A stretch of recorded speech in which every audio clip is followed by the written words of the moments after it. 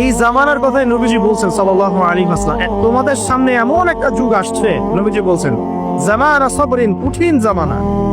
যে জামানায় ঈমান নিয়ে চলাটা হবে হাতের মধ্যে আগুন নিয়ে চলার মতো। নবীজি বলছেন ওই সময়ে সাহাবী জিজ্ঞাসা করছেন, ইয়া রাসূলুল্লাহ, আমি ওই সময় কি করব? ওই সময় আমি কি করব? আমাকে কি পরামর্শ দিচ্ছেন? নবী সাল্লাল্লাহু আলাইহি ওয়াসাল্লাম বলছেন, হে আমর ইবনে আস, তুমি ওই সময় বাড়িতে অবস্থান করো, বাসায় থাকো, বিনা প্রয়োজনে বাড়ির বাইরে এসো না।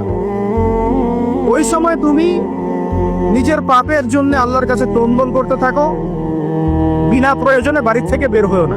এই জামানার কথাই নবীজি বলছেন সাল্লাল্লাহু আলাইহি ওয়াসাল্লাম, তোমাদের সামনে এমন একটা যুগ আসছে, নবীজি বলছেন জামানা সবরিন, কঠিন জামানা। যে জামানায় ঈমান নিয়ে চলাটা হবে হাতের মধ্যে আগুন নিয়ে চলার মতো। নবীজি বলছেন ওই সময়ে সাহাবী জিজ্ঞাসা করছেন, ইয়া রাসূলুল্লাহ, আমি ওই সময় কি করব? ওই সময় আমি কি করব? আমাকে কি পরামর্শ দিচ্ছেন? নবী সাল্লাল্লাহু আলাইহি ওয়াসাল্লাম বলছেন, হে আমর ইবনে আস, তুমি ওই সময় বাড়িতে অবস্থান করো, বাসায় থাকো, বিনা প্রয়োজনে বাড়ির বাইরে এসো না।